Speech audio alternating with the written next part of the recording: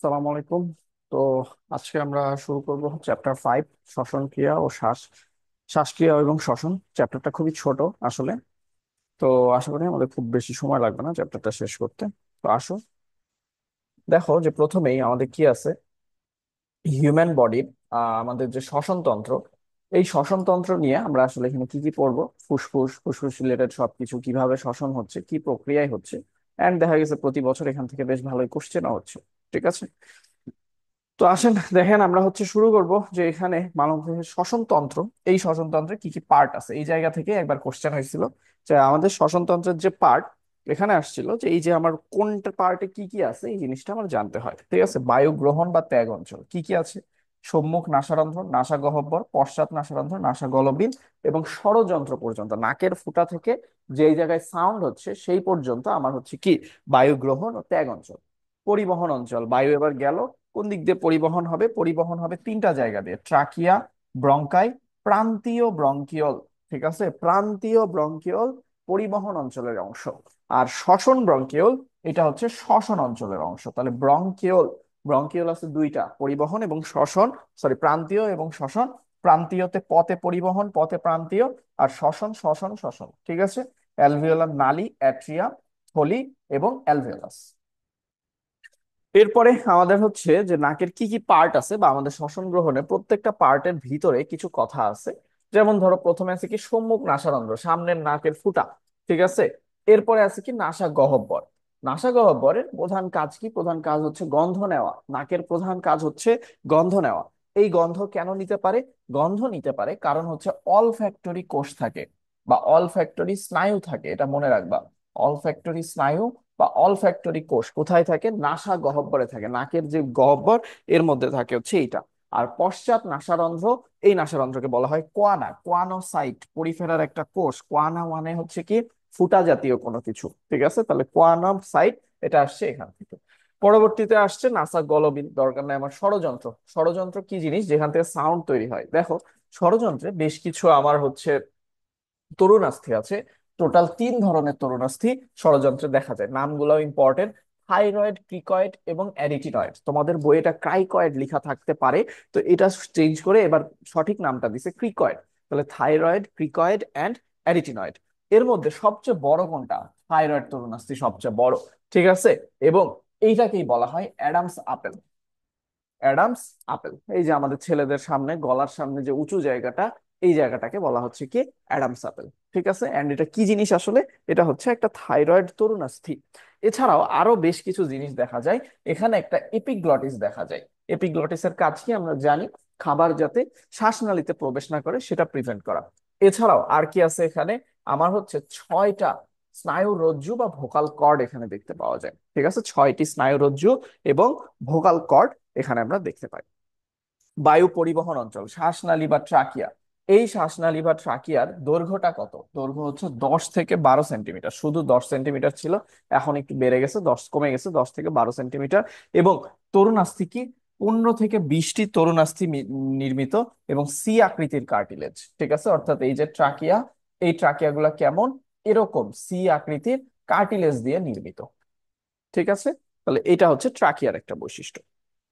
পরবর্তীতে আমরা দেখি যে এরপরে, যে দেখো ট্রাকিয়া থাকায় ট্রাকিয়া তরুণাস্থি নির্মিত হয়, ট্রাকিয়া চুপসে যায় না। আর ঘাসফড়িং এর শ্বাসরন্ধ্র কেন চুপসে যায় না, কারণ ঘাসফড়িং এ কি আছে, টিনিডিয়া আছে। আর আমাদের কি আছে, ট্রাকিয়া আছে। ঠিক আছে, ব্রঙ্কাস, ব্রঙ্কাস হচ্ছে যে এই যে তোমার দুইটা ফুসফুস, এই যে ট্রাকিয়া, এই ট্রাকিয়া দুইটা ফুসফুসে ঢোকার জন্য দুইটা ভাগ হয়ে গেছে। এই দুইটা ভাগ যে পার্ট ট্রাকিয়ার, এই দুইটা পার্টের নাম হচ্ছে ব্রঙ্কাস। তাহলে ব্রঙ্কাসটা দেখো ফুসফুসের যে জায়গা দিয়ে প্রবেশ করছে, এই জায়গাটাকে বলা হয় হাইলাম। ঠিক আছে, তাহলে ফুসফুসের হাইলাম দিয়ে ফুসফুসে প্রবেশ করে। ঠিক আছে, ফুসফুসের হাইলাম দিয়ে ফুসফুসে প্রবেশ করে, এরপর পরবর্তীতে ভাগ হয়, ভাগ হয়ে বিভিন্ন জিনিস তৈরি করতেছে এখানে। আচ্ছা, ফুসফুস হচ্ছে সংখ্যায় দুইটা, এটা আমরা জানি। বাম ফুসফুসটা ছোট, বাম ফুসফুসটা ছোট, ওজন কত, 565 গ্রাম এবং 2 লোব বিশিষ্ট। ডান ফুসফুস বড় এবং 625 গ্রাম এবং কত, 3 লোব বিশিষ্ট। ঠিক আছে, এভাবে আমরা মনে রাখতে পারি যে আমাদের ফুসফুস একটা আছে বাম আর একটা আছে ডান। বাম ফুসফুসে লোব আছে কয়টা? লোব, লোব আছে দুই, ডানে আছে তিন। আর সেগমেন্ট কয়টা আছে?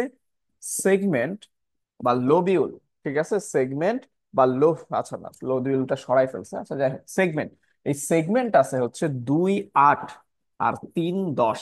তাহলে ডান পাশে সেগমেন্ট কয়টা? তিনটা। বাম পাশে সেগমেন্ট দুইটা। এটা দিয়ে কি বোঝাচ্ছে? এই যে আমার ফুসফুস, এটা ডান ফুসফুস, এইভাবে এর এখানে তিনটা খণ্ড দেখা যায়। আর বাম ফুসফুসের খণ্ড কয়টা? দুইটা খণ্ড দেখা যায়, ঠিক আছে।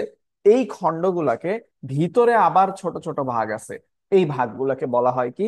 সেগমেন্ট, ঠিক আছে। তাহলে ডান ফুসফুসের সেগমেন্ট 10টা, বাম ফুসফুসের সেগমেন্ট কয়টা? 8টা। ফুসফুসের আবরণের নাম কি?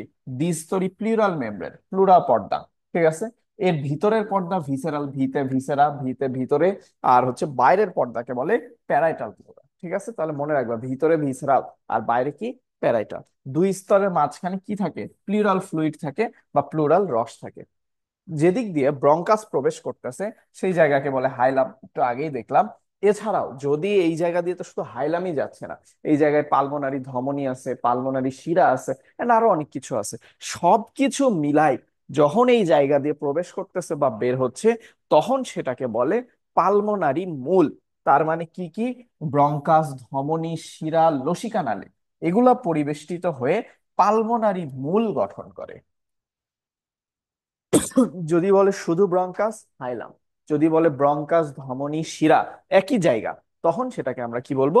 তখন সেটাকে বলবো পালমোনারি বুল। সেগমেন্টের কথা পড়লাম, ডান ফুসফুসে 10টা এবং বাম ফুসফুসে কি 8টা করে সেগমেন্ট এখানে আছে। দেখো এরপরে, যে এই যে আমার ফুসফুস, এই ফুসফুসটা কেমন? প্রথমে ও যখন এই যে ট্রাকিয়া, এই ট্রাকিয়া দুইটা ভাগে ভাগ হয়েছে, ঠিক আছে। এই যে দুইটা ভাগে ভাগ হয়েছে, এই ব্রঙ্কাসকে বলা হয় প্রাইমারি ব্রঙ্কাস। কেন? ডান ও বাম ফুসফুসে প্রবেশ করে। পরবর্তীতে এই প্রাইমারি ব্রঙ্কাসটা কি করছে দেখো, একটা গেছে ভিতরে আর একটা গেছে বাইরে, মানে কি? এইটার আবার দুইটা শাখা তৈরি হয়েছে, মানে তিনটা শাখা ডান পাশে। যেহেতু কি আমার তিনটা শাখা, কেন তিনটা শাখা? তিনটা লোব। তাহলে তিনটা লোবে যেগুলা যাবে, এইগুলাকে বলবো সেকেন্ডারি ব্রঙ্কাস বা লোবার ব্রঙ্কাস। তাহলে এটা কি কি আছে? এটা আছে হচ্ছে ডান ফুসফুসের তিনটা আর বাম ফুসফুসে কি দুইটা। এরপরে সেগমেন্ট গুলাই যাবে। বাম ফুসফুসের সেগমেন্ট কয়টা? 8টা। আর ডান ফুসফুসে কয়টা? 10টা।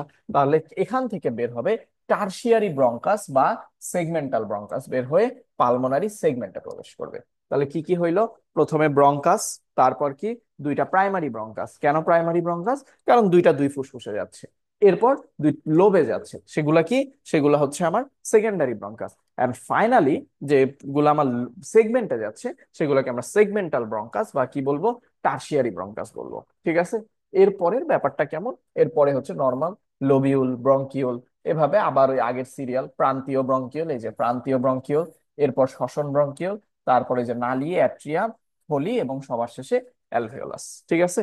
তো এই যে স্ট্রাকচারটা একটা সিরিয়ালে জিনিসটা আসতেছে, এই জিনিসটাকে বলা হয় শ্বসন বৃক্ষ। এই জিনিসটাকে বলা হয় কি? শ্বসন বৃক্ষ। ফুসফুসের কাজ, ফুসফুসের কাজ দেখো, তোমার কাজগুলো সবই খুব ভালো করেই জানো। একটা জিনিস মনে রাখবে, ইমিউনোগ্লোবুলিন ক্ষরণ করে। ইমিউনোগ্লোবুলিন কি জিনিস? ইমিউনোগ্লোবুলিন হচ্ছে অ্যান্টিবডি তৈরি করে, ঠিক আছে। ফুসফুসীয় টিস্যু কি ক্ষরণ করে? সেরোটোনিন ও হিস্টামিন সংরক্ষণ ও বিমুক্ত করে। সেরোটোনিন তৈরি করে পড়ছি অনুচক্রিকা, আর হচ্ছে কি হিস্টামিন তৈরি করে কে? বেজোফিল। এরা দুইজন তৈরি হয় ওখানে, সংরক্ষণ হয় কোথায়? ফুসফুসে সংরক্ষণ হয়। এছাড়াও আরো দুইটা হরমোন তৈরি হয়, একটা নাম ব্র্যাডিকাইনিন আর একটার নাম কি? প্রোস্টাগ্ল্যান্ডিন। এই দুইটা হরমোন এখান থেকে ক্ষরণ হচ্ছে। এছাড়াও ফুসফুসে কি আছে? অ্যালভিওলার ম্যাক্রোফেজ আছে। আমরা পড়ছি ফুসফুসের ম্যাক্রোফেজকে কি বলা হয়? অ্যালভিওলার ম্যাক্রোফেজ বলা হয়। তাহলে এই অ্যালভিওলার ম্যাক্রোফেজের মাধ্যমে জীবাণুর আক্রমণ এখানে কি? প্রতিহত হচ্ছে, ঠিক আছে। তাহলে এটা একটা ইম্পর্টেন্ট। নেক্সট ওয়ান দেখো, অ্যালভিওলাস। অ্যালভিওলাস কাকে বলে? অ্যালভিওলাস হচ্ছে ফুসফুসের গঠনগত কাজের একক। তাহলে ফুসফুসের গঠনগত ও কাজের একক কি? অ্যালভিওলাস। তোমাদের বইয়ে আগের পেজটায় পাশে লেখা ছিল লোবিউল গুলো ফুসফুসের গঠন ও কাজের একক, আর এই পেজে লেখা আছে যে অ্যালভিওলাস ফুসফুসের গঠন ও কাজের একক। তাহলে অ্যান্সার কোনটা? এইটা। এই আগের তথ্যটা নাই, সরাই ফেলছে, ঠিক আছে। তাহলে কি আছে? অ্যালভিওলাস ফুসফুসের গঠন ও কাজের একক। অ্যালভিওলাসের ভিতরে অনেক কথা লেখা, সংখ্যা টংখ্যা লেখা। আমাদের সময় ছিল 700 মিলিয়ন, এখন করছে প্রায় 480 মিলিয়ন। ঠিক আছে। অ্যালভিওলাসের ব্যাস আর প্রাচীরের পুরুত্বটা একটু পড়বা। ব্যাস হচ্ছে 0.2 মিলিমিটার এবং প্রাচীর হচ্ছে 0.2 মাইক্রোমিটার পুরু। কারণ ব্যাস তো বড়, অ্যালভিওলাসের ব্যাস তো বড়, এই ব্যাস তো অনেক বড়, তাহলে এটা হচ্ছে মিলিমিটার। আর পুরুত্ব খুবই পাতলা, এইটা হচ্ছে মাইক্রোমিটারে। ঠিক আছে, এটা একটু খেয়াল করে পড়বা আর কি। আচ্ছা, অ্যালভিওলাসের প্রাচীরে কি থাকে? অ্যালফ্যাগোসাইটিক অ্যালভিওলার ম্যাক্রোফেজ থাকে। এর কাজ হচ্ছে কি? ধ্বংস করা, জীবাণু ধ্বংস করা। অ্যালভিওলাসের ভিতরে দুইটা কোষ আছে। কি কি কোষ? টাইপ 1 অ্যালভিওলার কোষ, টাইপ 2 অ্যালভিওলার কোষ। সবচেয়ে ইম্পর্টেন্ট যেটা, সেটা হচ্ছে টাইপ 2 কোষ। টাইপ 2 কোষ থেকে কি ক্ষরণ হয়? সারফেক্টেন্ট নামক লেসিথিন ডিটারজেন্ট বা ফসফোলিপিড ক্ষরণ হয়। দেখো সারফেক্টেন্টের নাম কি? ডাইপাল ডাইপাল মিটোইল লেসিথিন। লেসিথিন কি জিনিস? লেসিথিন হচ্ছে একটা ফসফোলিপিড, আমরা পড়ছি লেসিথিন কি একটা ফসফোলিপিড। তাহলে সারফেক্টেন্টও কি একটা ফসফোলিপিড। এটার কাজ কি? ডিটারজেন্টের মতো। ডিটারজেন্ট কি জিনিস? ডিটারজেন্টের কাজ হচ্ছে কাপড় চোপড় ধোয়া না, ডিটারজেন্টের কাজ হচ্ছে পিছলাও করে। ঠিক আছে, তো আমাদের ফুসফুস যখন আমি শ্বাস নিব, তখন যাতে কি হয়, আমার এটা পিছলা থাকে এবং কি হতে পারে, এটা এক্সপান্ড হওয়ার সময় কোনো কষ্ট না হয়, সেই কাজের জন্য সারফেক্টেন্ট দরকার হয়। ঠিক আছে, তাহলে কি ক্ষরণ করে? সারফেক্টেন্ট ক্ষরণ করে। সারফেক্টেন্টের কাজ কি? পৃষ্ঠ টান হ্রাস করে, খুবই ইম্পর্টেন্ট, পৃষ্ঠ টান হ্রাস করে। এছাড়াও সারফেক্টেন্ট বিহীন থাকলে কিন্তু কাজ করতে পারে না। প্রথম ক্ষরণ হয় 23 সপ্তাহ বয়স্ক মানব ভ্রূণে। ভেরি মাচ ইম্পর্টেন্ট, আমাদের সময় বলতো, যদিও কখনোই এই কোশ্চেনটা আসে নাই, বাট তারপরেও খুবই ইম্পর্টেন্ট। আমাদের সময় এরকম ছিল, বা প্রতি বছরই এরকম একটা চান্স থাকে যে এই চ্যাপ্টার থেকে একটা কোশ্চেন হলেও সারফেক্টেন্ট থেকে ক্ষরণ হইতে পারে, আসতে পারে। ঠিক আছে, এই জন্য এটা খুবই ইম্পর্টেন্ট। তাহলে দেখো 23 সপ্তাহ বয়সে এটা প্রথম ক্ষরণ হয়েছে। তার মানে এই বাচ্চাকে যদি তুমি 24 সপ্তাহ, মানে ক্ষরণ হওয়ার পরে 24 সপ্তাহ বয়সে তুমি মায়ের পেট থেকে বের করে আনো, তাহলে স্টিল এই বাচ্চাকে অক্সিজেন দিয়ে বাঁচানো সম্ভব। ঠিক আছে, কিন্তু কিন্তু এই বাচ্চাকে যদি 23 সপ্তাহের আগে বের করে আনো, তাহলে কিন্তু ও শ্বাসই নিতে পারবে না, ওর তো লাংসই নাই। তাহলে সে 23 সপ্তাহের আগে পর্যন্ত কি মায়ের উপর ডিপেন্ডেন্ট, আর 24 সপ্তাহ থেকে নিজের উপর ডিপেন্ডেন্ট। এই জন্য অনেক দেশ 24 সপ্তাহের আগেই ওকে কি করে, অ্যাবর্শনের পারমিশন দেয়। ঠিক আছে, তাহলে কারণ কি? ভ্রূণ স্বাধীন না, ভ্রূণ মায়ের উপর ডিপেন্ডেন্ট। তাহলে স্বাধীন ভ্রূণ কখন? ক্ষরণ হওয়ার পরের সপ্তাহ থেকে। 24 সপ্তাহের আগে মানব ভ্রূণকে স্বাধীন অস্তিত্বের অধিকারী গণ্য করা হয় না। ঠিক আছে, এই আর কি। শ্বাসপেশি, শ্বাসপেশির নামগুলো আমরা জানবো। শ্বাসপেশি হচ্ছে দুইটা। কি কি? একটা হচ্ছে ডায়াফ্রাম পেশি, আর একটা হচ্ছে ইন্টারকোস্টাল পেশি। এরাই হচ্ছে কি শ্বাসপেশি। ফুসফুসের শ্বসনতন্ত্রের প্রধান প্রধান অঙ্গ। শ্বসনতন্ত্রে কি কি প্রধান প্রধান অঙ্গ আছে, এই অঙ্গগুলো আমরা পড়লাম।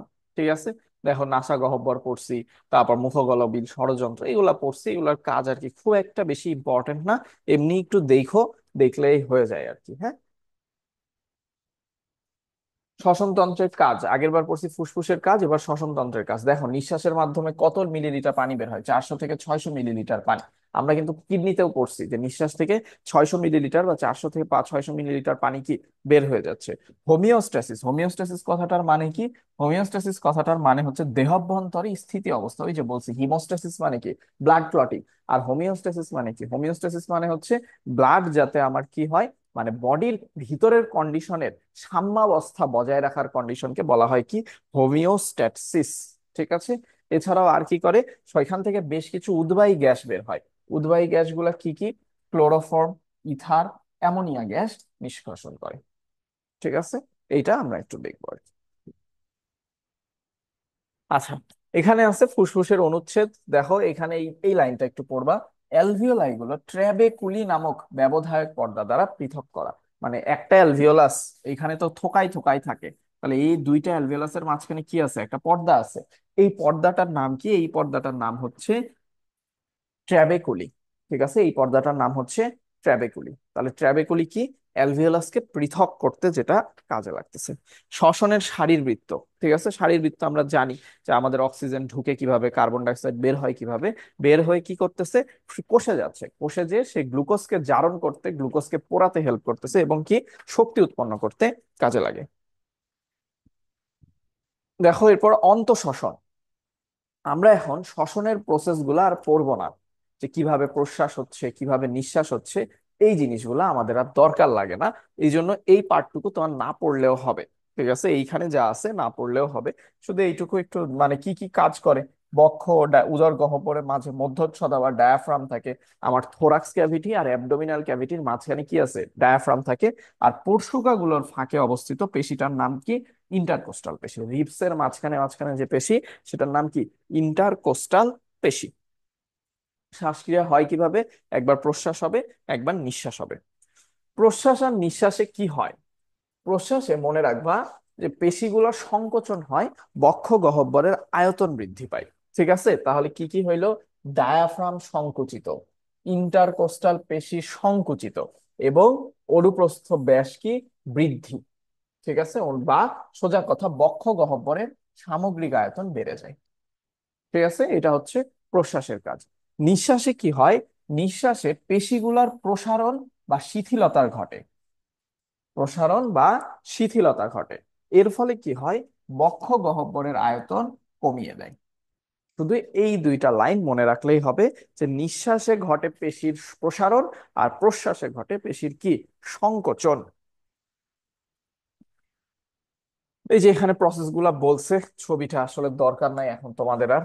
তাহলে দেখো যে শ্বসন একটা ছন্দময় ক্রিয়া। আমরা প্রতি মিনিটে, এটা খুবই ইম্পর্টেন্ট একটা নাম্বার, প্রতি মিনিটে 14 থেকে 18 বার, এবং যে বাচ্চা আজকে জন্ম নিছে সে বাচ্চা হচ্ছে কত, 40 বার সে হচ্ছে জোরে জোরে শ্বাস নিবে। আর আমরা কত, আস্তে আস্তে 14 থেকে 18 বার। ঠিক আছে, প্রশ্বাস এবং নিঃশ্বাসের পার্থক্য, এর মধ্যে অনেক ইনফরমেশন আছে, দরকার নাই। তোমরা শুধু এই যে এটা 2 নাম্বারটা একটা সক্রিয় পদ্ধতি, এটা একটা নিষ্ক্রিয় পদ্ধতি। ঠিক আছে, এছাড়াও এখানে কি হয়, আহ 5 নাম্বার পয়েন্ট, আয়তন বৃদ্ধি পায়। আর এখানে কি, বক্ষ গহ্বর এবং ফুসফুসের আয়তন কি, কমে যায়। ঠিক আছে, পরবর্তীতে দেখো প্রশ্বাস এবং নিঃশ্বাস কার্যক্রম, এই কার্যক্রমের প্রসেসও আমার আসলে জানার দরকার নাই। শুধু মনে রাখবা শ্বাসকেন্দ্র, এই শ্বাসকেন্দ্র কি কি আছে। শ্বাসকেন্দ্র আছে হচ্ছে 4টা। এর মধ্যে 2টা থাকে পন্সে, এবং 2টা থাকে কোথায়, মেডুলাই। ঠিক আছে, তাহলে দেখো কোথায় কোথায় আছে। পন্সের পাশে, পন্সের পাশে অবস্থিত স্নায়ুকেন্দ্র দুটার নাম নিউমোট্যাক্সিক এবং অ্যানিওস্টিক। দেখো বানানটা অ্যানিওস্টিক, বানানটা হচ্ছে অ্যাপনিওস্টিক, বাট নিউমো বানানে আমরা কি পি উচ্চারণ করি না, এই জন্য এটাকে বলছে অ্যানিওস্টিক কেন্দ্র। তাহলে দুইটা নিউমোট্যাক্সিক এবং অ্যানিওস্টিক কেন্দ্র কোথায় আছে, আমার আছে হচ্ছে পন্সে। আর মেডুলাতে কি আছে, মেডুলাতে আছে প্রশ্বাস কেন্দ্র এবং নিঃশ্বাস কেন্দ্র, প্রশ্বাস কেন্দ্র এবং নিঃশ্বাস কেন্দ্র। এই দুইটার আরো একটা নাম আলিম স্যারের বইয়ে লেখা, DRG, আর হচ্ছে VRG। RG ফর হচ্ছে রেসপাইরেটরি গ্রুপ, RG ফর কি, রেসপাইরেটরি গ্রুপ, রেসপাইরেটরি গ্রুপ। আর ডিতে হলো ডরসাল, ডিতে হলো ডরসাল, আর ভিতে হলো ভেন্ট্রাল। তাহলে এই জিনিসটা মনে রাখবা, যে মেডুলাই থাকে কি, ডর্সাল রেসপিরেটরি গ্রুপ এবং ভেন্ট্রাল রেসপিরেটরি গ্রুপ, বা শ্বাস প্রশ্বাস কেন্দ্র এবং নিঃশ্বাস কেন্দ্র। আর পন্সে থাকে হচ্ছে কি, আমার নিউমোট্যাক্সিক এবং অ্যানিস্টিক সেন্টার। এখানে শ্বাস প্রশ্বাসের কার্যক্রম বলছে, ক্রিয়া বলছে, এটা আমার আসলে জানার দরকার নাই। ঠিক আছে, এখানে আসলে কোনো কিছু পড়ার নাই এক্সট্রা করে। ঠিক আছে, আচ্ছা, নেক্সট ওয়ান বলছে শ্বসন ক্রিয়া। শ্বসন ক্রিয়া কিভাবে হয়, যে তুমি যে রেগুলার শ্বাস প্রশ্বাস নিচ্ছ, রেগুলার শ্বাস প্রশ্বাস নিচ্ছ, কন্টিনিউয়াস শ্বাস প্রশ্বাস নিচ্ছ, এই ধরনের রিফ্লেক্সকে বা এই ধরনের প্রতিবর্ত ক্রিয়াকে বলা হয় হচ্ছে হেরিং ব্রয়ার প্রতিবর্ত ক্রিয়া। এর মাধ্যমে শ্বাসক্রিয়ার ছন্দ নিয়ন্ত্রিত হয়। এবং এই হেরিং ব্রয়ার ক্রিয়া বা তোমার স্বাভাবিক প্রশ্বাস নিঃশ্বাস কাজ কম, এটা কিভাবে চলে, এটা চলে ভেগাস স্নায়ুর মাধ্যমে, স্নায়ুকেন্দ্রে প্রেরিত হয়। ঠিক আছে, তাহলে এটা চলে কিভাবে, ভেগাস স্নায়ুর মাধ্যমে। ঠিক আছে, পরবর্তীতে আসি হাঁচি। তোমরা কি ইচ্ছা করে হাঁচি দিছো, দেখবা যে ইচ্ছা করে যখন তোমরা হাঁচি দাও, ইচ্ছা করে হাঁচি দিলে নাকের মধ্যে একটা কাগজ দিয়ে সুড়সুড়ি দিলেই কি হাঁচি চলে আসে। তাহলে একটু আগে আমরা দেখলাম নাসা গহ্বরের মধ্যে কোন স্নায়ু আছে, নাসা গহ্বরের মধ্যে স্নায়ু আছে হচ্ছে অল ফ্যাক্টরি স্নায়ু। তাহলে হাঁচির কাজ কার, হাঁচির কাজও ওইটারই, নাসা গহ্বরে যে স্নায়ু আছে অল ফ্যাক্টরি স্নায়ুর কাজ। কাশি, কাশি দেয় কিসের মাধ্যমে, কাশি হয় হচ্ছে ভেগাস স্নায়ু উদ্দীপিত হলে কাশি আসে। আর খাদ্য গলাধঃকরণ করো কিভাবে, গ্লসোফ্যারেঞ্জিয়াল স্নায়ুর মাধ্যমে, গলবিলীয় বা গ্যাগ রিফ্লেক্স, গ্যাগ মানে হচ্ছে বমি করা। ঠিক আছে, গলবিলীয় বা গ্যাগ রিফ্লেক্স, গ্যাগ মানে হচ্ছে কি, বমি করা। ঠিক আছে, তাহলে বমির রিফ্লেক্স আসে গ্লসোফ্যারেঞ্জিয়াল দিয়ে, কাশি আসে ভেগাস স্নায়ু দিয়ে, স্বাভাবিক শ্বাসক্রিয়াও ভেগাস স্নায়ু দিয়ে, আর হাঁচি আসে কি দিয়ে? নাকের মধ্যে অলফ্যাক্টরি স্নায়ু দিয়ে। অন্যান্য স্নায়বিক উদ্দীপনা এবং রাসায়নিক নিয়ন্ত্রণ এটা খুব একটা বেশি দরকার নাই, না পড়লেও হয়। অক্সিজেন পরিবহন, অক্সিজেন কিভাবে পরিবহন হয় দেখো। তুমি যখন শ্বাস নাও, শ্বাস নেওয়ার সময় এই ধরো তোমার ফুসফুস, শ্বাসের অক্সিজেন গুলা আছে কোথায়? তোমার ফুসফুসের মধ্যে, অ্যালভেওলাসের মধ্যে। আর তোমার যে ব্লাড ভেসেল, নিচে থাকা ব্লাড ভেসেল, এইখানে বেশি থাকে হচ্ছে কার্বন ডাই অক্সাইড। তাহলে ওখানে কি অক্সিজেন কম, এখানে কি কার্বন ডাই অক্সাইড কম। ঠিক আছে, অ্যালভিওলাসে কার্বন ডাই অক্সাইড কম, আর রক্তনালীতে অক্সিজেন কম। তাহলে স্বাভাবিকভাবেই যেখানে অক্সিজেন কম, তাহলে কি এখানে অক্সিজেনের প্রেসারও কম। আর ব্লাড ভেসেলে কি কার্বন ডাইঅক্সাইডের প্রেসার বেশি, অক্সিজেনের প্রেসার কম। তাহলে এটাই বলছে যে দেখো, রক্তে অক্সিজেনের চাপ থাকে 40 মিলিমিটার মার্কারি, রক্তে অক্সিজেন কম, চাপও কম। আর ফুসফুসে, ঠিক আছে, আমার কই এই যে অ্যালভিওল আছে, ফুসফুসের অ্যালভিওল আছে, অক্সিজেনের চাপ থাকে 104 মিলিমিটার মার্কারি। বোঝা গেছে? তাহলে এর ভিতরে আছে কত? 104, অক্সিজেনের 104। আর এখানে অক্সিজেন কত আছে? 40 মিলিমিটার মার্কারি। এন্ড খুব অবভিয়াস যে 104 থেকে 40-এর মধ্যে কি এখন ব্যাপন প্রক্রিয়ায় আমার অক্সিজেন প্রবেশ করবে। পাশাপাশি এইখানে কি আছে দেখো, রক্তে কতক্ষণ অক্সিজেনের চাপ প্রবেশ করতে থাকবে? যতক্ষণ না এই অ্যালভিওলাসের ভিতরে চাপ 100 মিলিমিটার, 100 মিলিমিটার মার্কারিতে না হচ্ছে। তার মানে 100 মিলিমিটার হইলেই কি করবে? ব্যাপন হওয়া বন্ধ হয়ে যাবে। ঠিক আছে, এই প্রসেসে আমাদের মধ্যে কি অক্সিজেন ঢুকতেছে, অক্সিজেন বের হচ্ছে। অক্সিজেন পরিবহন হচ্ছে কিভাবে? অক্সিজেন পরিবহন হয় দুই ভাবে, ভৌত দ্রবণ এবং রাসায়নিক দ্রবণ।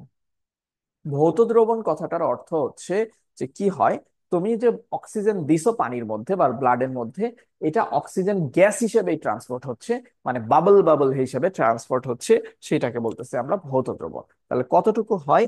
হয় হচ্ছে 100 মিলি রক্তে 0.2 থেকে 0.3 মিলিলিটার অক্সিজেন। তোমাদের বইয়ে হয়তো 0. শুধু 2 লেখা, হ্যাঁ, তাহলে বা 0.3 লেখা, এটা একটু চেঞ্জ করছে আর কি। ঠিক আছে, আচ্ছা। রাসায়নিক যৌগ, রাসায়নিক যৌগ হিসেবে কি কি আছে? রাসায়নিক যৌগ হিসেবে দেখো, আহ অক্সিজেন প্রবেশের পরে আমার কি আছে এখানে হচ্ছে হিমোগ্লোবিনের সাথে যুক্ত হয়ে অক্সি হিমোগ্লোবিন গঠন করে। তাহলে এটুকু জানলেই হবে যে অক্সি হিমোগ্লোবিন আর কি আমার, আর হলো ব্লাড ভেসেল হিসেবে ব্লাডে কি ভৌত দ্রবণ হিসেবে ট্রান্সপোর্ট হচ্ছে। এখন অক্সি হিমোগ্লোবিন কয়টা? অক্সি হিমোগ্লোবিন হচ্ছে 4 অণু। ঠিক আছে, হিমোগ্লোবিনে আয়রন গ্রুপ কয়টা? 4টা। তাহলে অক্সিজেন যুক্ত হয় কয়টা? 4টা অক্সিজেন এখানে যুক্ত হয়। এটা আমরা একটু পরে আবার দেখবো, এটা একটু মনে রাখতে পারছি। এরপরে দেখো কার্বন ডাইঅক্সাইড পরিবহন। কার্বন ডাইঅক্সাইড পরিবহন হয় তিন ভাবে, ভৌত দ্রবণ, কার্বামিনো যৌগ, এবং পাশাপাশি আরেকটা আছে বাইকার্বনেট যৌগ রূপে ট্রান্সপোর্ট হয়। ঠিক আছে, তাহলে প্রথমে আসি বা ভৌত দ্রবণ। ভৌত দ্রবণ হিসেবে কত হয়? 5% যৌগ কি হিসাবে ট্রান্সপোর্ট হয়? হয় হচ্ছে কার্বনিক অ্যাসিড হিসাবে। ঠিক আছে, তাহলে ভৌত দ্রবণ হিসেবে কার্বনিক অ্যাসিড হিসেবে। কার্বামিনো যৌগ হিসেবে কি হয়? 1 নাম্বার কার্বামিনো হিমোগ্লোবিন, 2 নাম্বার হচ্ছে কার্বামিনো প্রোটিন। শুধু এই নাম দুইটা মনে রাখবা, কার্বামিনো হিমোগ্লোবিন এবং কি কার্বামিনো প্রোটিন। কত পার্সেন্ট যায়? 27%। তাহলে প্রথমটা 5, পরেরটা 27, এন্ড লাস্টেরটা কত বাইকার্বনেট হিসেবে 65%, বেশিরভাগই। তাহলে এটা হচ্ছে 65%। যোগ করলে দেখবা যে এটা আসে 97%-এর মতো। ঠিক আছে, তাহলে ভুল কোথায়? আলিম স্যার, আলিম স্যার এই পার্সেন্টেজটা আবার চেঞ্জ করছে। আলিম স্যার বলছে 10%, আর এটাকে বলছে 85%। এবার মিলছে 100%। ঠিক আছে, তাহলে কারটা রাইট? রাইট হচ্ছে ডেফিনেটলি আমার কি আজমল স্যারেরটাই আমরা প্রাথমিক অবস্থায় ধরবো। যদি দেখো অপশনে 27 নাই কিন্তু 10 আছে, সেই ক্ষেত্রে আমরা 10 লাগাবো। ঠিক আছে, ইউজুয়ালি দেয় না এরকম প্রশ্ন, তারপরেও আর কি। তাহলে কার্বামিনো যৌগ হিসেবে কয় ভাবে? দুই ভাবে, এক carbamino haemoglobin, carbamino protein. Important হচ্ছে বাইকার্বনেট। বাইকার্বনেট হিসেবে সোডিয়াম বাইকার্বনেট যায় কোথায়? প্লাজমায়। এবং পটাশিয়াম বাইকার্বনেট যায় কোথায়? আরবিসির মাধ্যমে ট্রান্সপোর্ট হচ্ছে। খুবই খুবই খুবই ইম্পর্টেন্ট। ঠিক আছে, সোডিয়াম বাইকার্বনেট প্লাজমায়, এবং কি ওইটা হয় হচ্ছে আরবিসির মাধ্যমে। আচ্ছা, এবার আমরা একটা জিনিস দেখি একটু।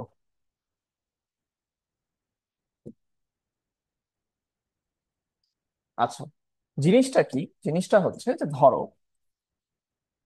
এইটা তোমার আরবিসি। আর বাইরের অংশটা হচ্ছে তোমার প্লাজমা। ঠিক আছে। তুমি যখন সোডিয়াম ক্লোরাইড লবণ খাও, এই লবণ কোথায় যাবে? খাওয়ার পরে শোষিত হবে, শোষিত হয়ে রক্তে যাবে। রক্তে যে কোথায় থাকবে? রক্তের কোথায়? প্লাজমায় নাকি আরবিসির মধ্যে ঢুকবে? খুবই অবভিয়াস, এটা থাকবে হচ্ছে প্লাজমার মধ্যে। তাহলে সোডিয়াম ক্লোরাইড কোথায় থাকবে? তোমার প্লাজমার মধ্যে থাকবে। ঠিক আছে। আরবিসির ভিতরে থাকে দুইটা জিনিস, এক নাম্বার থাকে পটাশিয়াম, আর একটা থাকে বাইকার্বনেট। তাহলে খুবই স্বাভাবিক, সোডিয়াম ক্লোরাইড যদি প্লাজমায় থাকে, তাহলে পটাশিয়াম বাইকার্বনেট কোথায় থাকবে? আরবিসির ভিতরে থাকবে।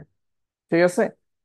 কি হয় যে, তাহলে দেখো এটাই আমরা বুঝতেই পারতেছি যে একটু আগে আমরা দেখলাম বাইকার্বনেট হিসেবে পটাশিয়াম বাইকার্বনেট আরবিসিতে, আর লবণ তো খাইছো প্লাজমায় থাকবে, বাইরে থাকবে। তাহলে সোডিয়াম বাইকার্বনেট কোথায়? প্লাজমার মধ্যে।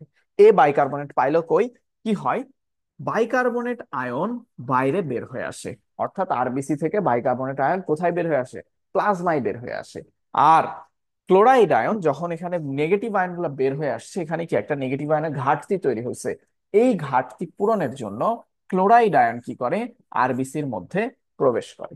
তাহলে বাইকার্বনেট আয়ন আরবিসি থেকে বের হয়ে আসে প্লাজমায়, ক্লোরাইড আয়ন প্লাজমা থেকে বের হয়ে যায় আরবিসিতে। এই যে কথাটা, এই কথাটাকে বলে ক্লোরাইড শিফট, বা এটাকে বলে হ্যামবার্গার শিফট। ক্লোরাইড শিফট বা হ্যামবার্গার শিফট। ঠিক আছে। তাহলে এই কথাগুলাই এই পরের লাইনগুলাই বলা আছে। কি কি বলা আছে দেখো। এখানে বলা আছে যে আমার লোহিত কণিকার মধ্যে পটাশিয়াম বাইকার্বনেট তৈরি হয়, আর প্লাজমায় সোডিয়াম বাইকার্বনেট তৈরি হয়। ঠিক আছে। লোহিত কণিকা থেকে, লোহিত কণিকা থেকে প্লাজমায় বাইকার্বনেট আয়ন আগমনের জন্য প্লাজমা থেকে ক্লোরাইড আয়ন লোহিত কণিকায় প্রবেশ করে। তাহলে লোহিত কণিকা থেকে প্লাজমায় গেল কি? বাইকার্বনেট। আর প্লাজমা থেকে লোহিত কণিকায় গেল কি? Chloride ion. ঠিক আছে। তাহলে এই যে আমার ঋণাত্মক আয়নের ঘাটতি পূরণের জন্য প্লাজমা থেকে লোহিত কণিকায় যে ক্লোরাইড আয়ন প্রবেশ, এইটাকে বলা হয় ক্লোরাইড শিফট। বা এটাই জ্যাকব হ্যামবার্গার আবিষ্কার করায় ক্লোরাইড শিফটকে বলা হয় হ্যামবার্গার শিফট। বোঝা গেছে? এটা খুবই ইম্পর্ট্যান্ট আর কি কথা। কে বের হচ্ছে, কে ঢুকতেছে, এবং এই বিক্রিয়াটার নাম কি।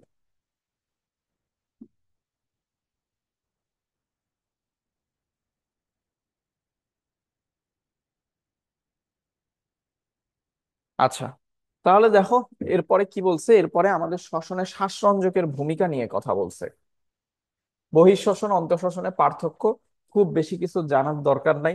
এই যে প্রধান স্তর, প্রধান উপপর্যায়গুলো একটু জানো, আর শক্তি কোথায় উৎপন্ন হয় আর কোথায় হয় না, এটা জানলেই এনাফ আর কি।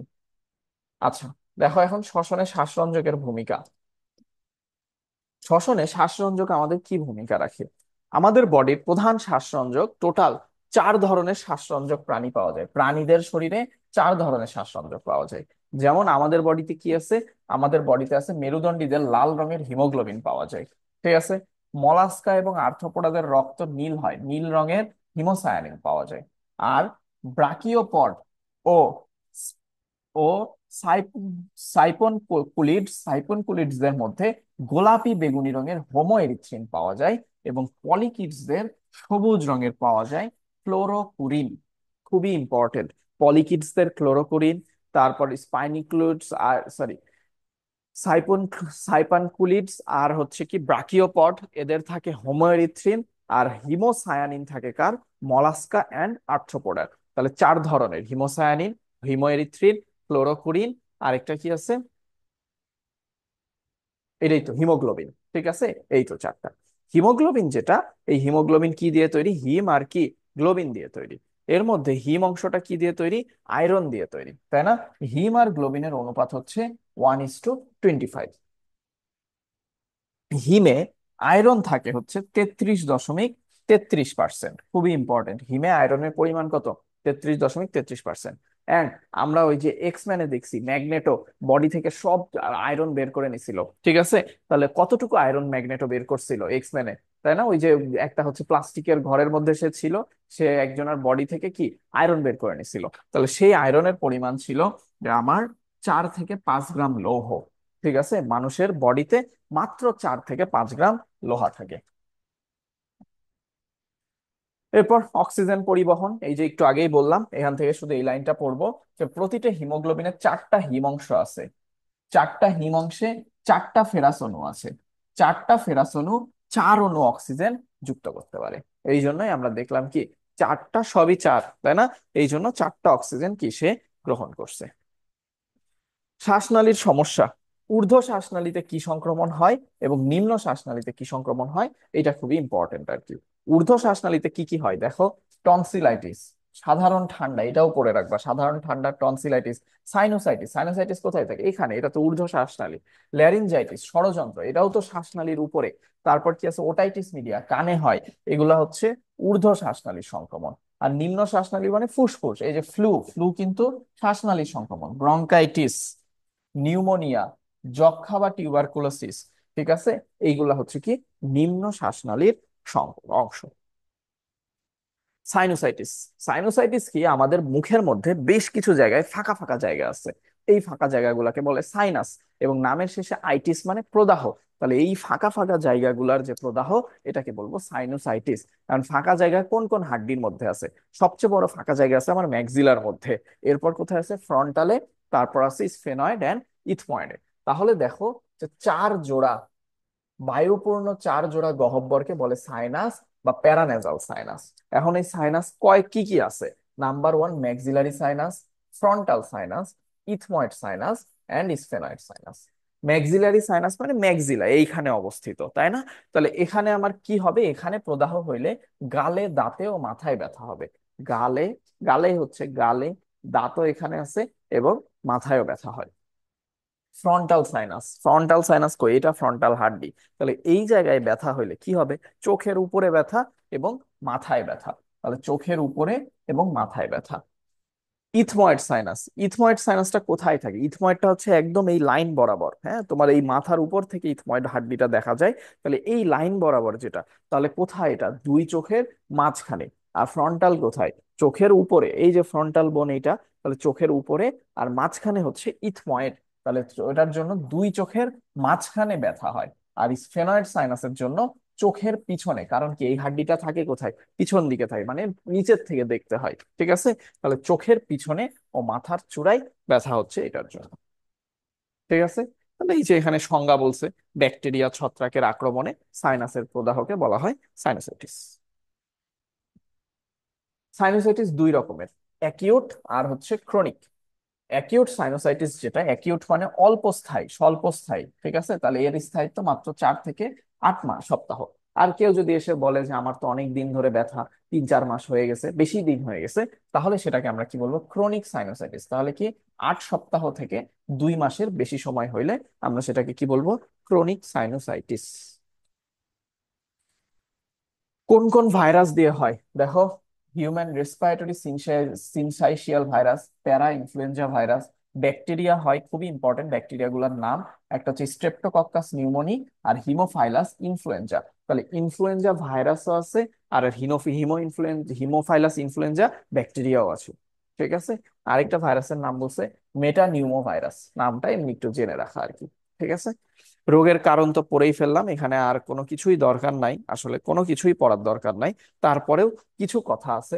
নাকের পলিপ হইলে হতে পারে, টনসিল বড় হলে হতে পারে, ইউস্টেশিয়ান নালীর সংক্রমণ হলে হতে পারে, এবং সিস্টিক ফাইব্রোসিসের জন্য এটা হইতে পারে। শুধু এই লাইনগুলো একটু দাগায় রাখবা, পড়লে মনে রাখতে পারলে রাখবা, না রাখলে সমস্যা নাই, ঠিক আছে? রোগের লক্ষণ পড়বো না আমরা, এটা আমরা জানি কেমন ফিল হয়, এটা এমনি বাংলা কথা, যে মুখে ব্যথা লাগে, ভারী লাগে, গন্ধ লাগে, এই ধরনের কাজ হচ্ছে এখানে, ঠিক আছে? জটিলতা, যদি তুমি সাইনোসাইটিসের ট্রিটমেন্ট না করতে পারো, তাহলে কি হবে? আস্তে আস্তে এই ইনফেকশনটা ছড়াই যাবে, ছড়াই যে তোমার চোখের মধ্যে সেলের অ্যাটাক করবে। সেই কন্ডিশনকে বলা হয় পেরি অরবিটাল বা অরবিটাল সেলুলাইটিস দেখা যায়, ঠিক আছে? তাহলে চোখের সংক্রমণের জন্য কি হবে? পেরি অরবিটাল বা অরবিটাল সেলুলাইটিস দেখা যাবে। প্রতিকার ও ওষুধ প্রয়োগ দরকার নাই, ঠিক আছে? প্রতিকার ও ওষুধ প্রয়োগ দরকার নাই, অ্যান্টিবায়োটিক নিতে হবে চিকিৎসকের পরামর্শ অনুযায়ী। Next one, otitis media. Oto মানে হচ্ছে কান, আর মিডিয়া মানে কি? মাঝখানে। তাহলে ওটাইটিস মিডিয়া কথাটার মানে হচ্ছে কানের মধ্যকর্ণে সংক্রমণজনিত প্রদাহকে বলা হয় ওটাইটিস মিডিয়া। এবং মধ্যকর্ণে কি কি থাকে? মধ্যকর্ণে আমার হাড্ডি থাকে। কি কি হাড্ডি থাকে?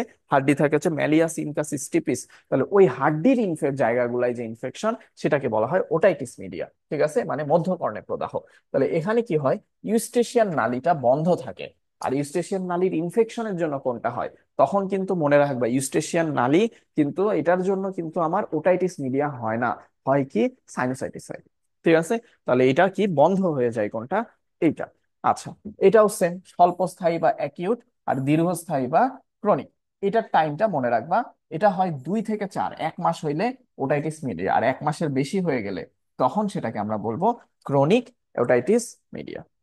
ব্যাকটেরিয়া ভাইরাসের নাম দেখো সব সেম, তাই না? Respiratory syncytial virus, influenza virus, নতুন ভাইরাস না রাইনো ভাইরাস, আর streptococcus pneumoniae and haemophilus influenzae. আরেকটা নাম বলছে মরাক্সেলা ক্যাটারালিস। ঠিক আছে, এই নামটা একটু মনে রাখতে পারো। আচ্ছা, ওটাইটিস মিডিয়া কাদের হয়? সাধারণত শিশুদের হয়, ডে কেয়ার সেন্টারে হয়। তারপর হচ্ছে 4 থেকে 4 বছর বয়সী শিশুদের হয় আর কি, হ্যাঁ। তারপর ওই যে ধূমপান, বায়ু দূষণ, এগুলো বাংলা কথা একটু পড়ে নিবা। তারপর লক্ষণ তখন দরকার নাই, কানে ব্যথা, অনেক জ্বর আসে, বয়স্কদের ক্ষেত্রেও হইতে পারে। ওটাইটিস মিডিয়ার জটিলতা জটিলতা হচ্ছে কানের পর্দা বা টিম্প্যানিক মেমব্রেন ছিদ্র হয়ে যেতে পারে। ঠিক আছে, কানের পর্দা বা টিম্প্যানিক মেমব্রেন ছিদ্র হয়ে যেতে পারে, এবং ছিদ্র থেকে মধ্যকর্ণ পথে তরল পদার্থ বের হয়ে আসতে পারে। ঠিক আছে, এটা হচ্ছে ওটাইটিস মিডিয়া।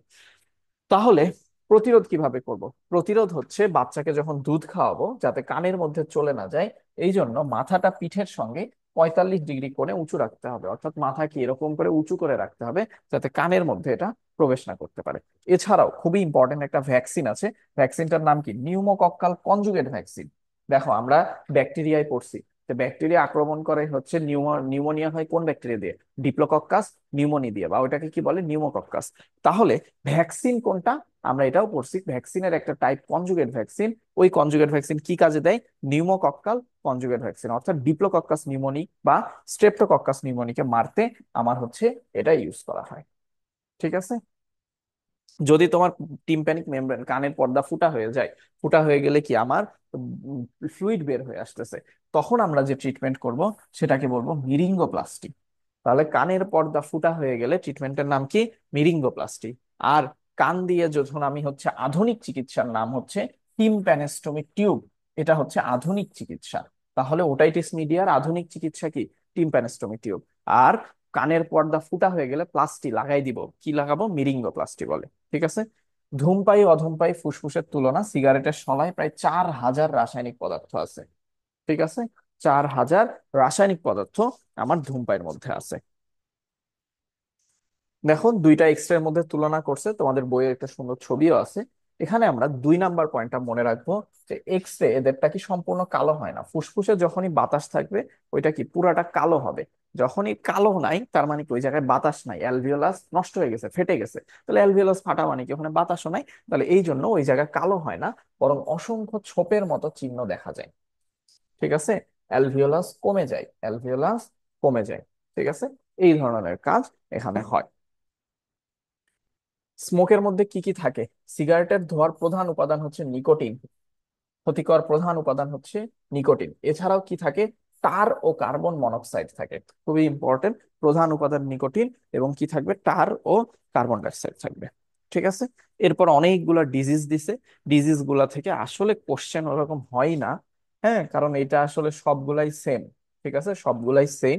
তো এই জন্য আর কি অত বেশি আমার দরকার হয় না এখান থেকে। হ্যাঁ, দরকার নাই, এগুলা পড়ার দরকার নাই ডিজিজ গুলা।